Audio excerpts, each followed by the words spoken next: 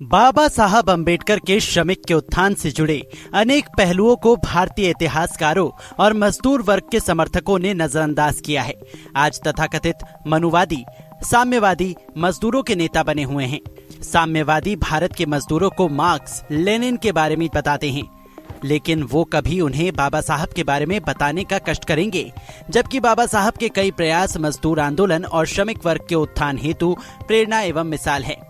बाबा साहब वॉइस रॉय के कार्यकारी परिषद के श्रम सदस्य थे। उन्हीं की वजह से फैक्ट्रियों में मजदूरों के 12 से 14 घंटे काम करने के नियम को बदलकर 8 घंटे किया गया था। बाबा साहब ने ही महिला श्रमिकों के लिए मातृत्व लाभ जैसे कानून बनाने की पहल की थी। बाबा साहब ने 1936 में श्रमिक वर्ग के अधिकार और उत्थान हेतु इंडिपेंडेंट लेबर पार्टी की स्थापना की। इस पार्टी का घोषणा पत्र मजदूरों, किसानों, अनुसूचित जातियों और निम्न मध्य वर्ग के अधिकारों की हिमायत करने वाला घोषणा पत्र था। बाबा साहब ने ट्रेड डिस्प्यूट एक्ट में संशोधन करके सभी यूनियनों को मान्यता देने की आवश्यकता पर जोर दिया। 1946 में उन्होंने लेबर ब्यूरो की स्थापना भी की। बाबा साहब ने 1946 में श्रम सदस्य की हैसियत से केंद्रीय असेंबली में न्यूनतम मजदूरी निर्धारण संबंधी एक बिल पेश किया, जो 1948 में जाकर न्यूनतम मजदूरी कानून बना।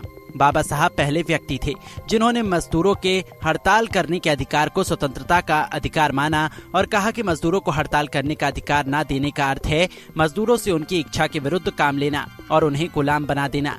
1938 में जब बम्बई प्रांत की सरकार मजदूरों के हड़ताल के अधिकार के विरुद्ध ट्रेड डिस्प्यूट बिल पास करना चाह रही थी, तब बाबा साहब ने खुलकर इसका विरोध किया था। बाबा साहब का मानना था कि भारत में मजदूरों के दो बड़े दुश्मन हैं, पहला ब्राह्मणवाद और दूसरा पूंजीवाद। देश के श्रमिक वर्ग के उत्थान के लिए दोनों का खात्मा जरूरी है। बाबा साहब ट्रेड यूनियन के प्रबल समर्थक थे। वो भारत में ट्रेड यूनियन को बेहद जरूरी मानते थे। वो ये भी मानते थे कि भारत में ट्रेड यूनियन अपना मुख्य उद्देश्य खो चुका है। उनके अनुसार जब तक ट्रेड यूनियन सरकार पर कब्जा करने को अपना लक्ष्य नहीं बनाती, तब तक वो मजदूरों का भला कर पाने में असक्षम रहे और नेताओं की झगड़ेबाजी का अड्डा बनी रहेगी।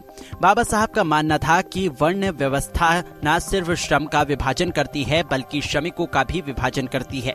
वो श्रमिकों की एकजुटता और उनके उत्थान के लिए इस व्यवस्था का खात्मा जरूरी मानते थे। बहुत ही कम लोग इस बात को जानते हैं कि बाबा साहब भारत में सफाई कामगारों के कई संगठन स्थापित किए। बम्बई म्यूनिसिपल कामगार यूनियन की स्थापना बाबा साहब ने ही की थी।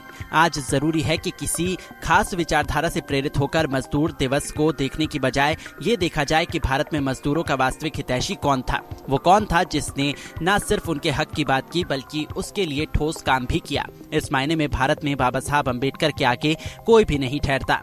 Special story the revolt.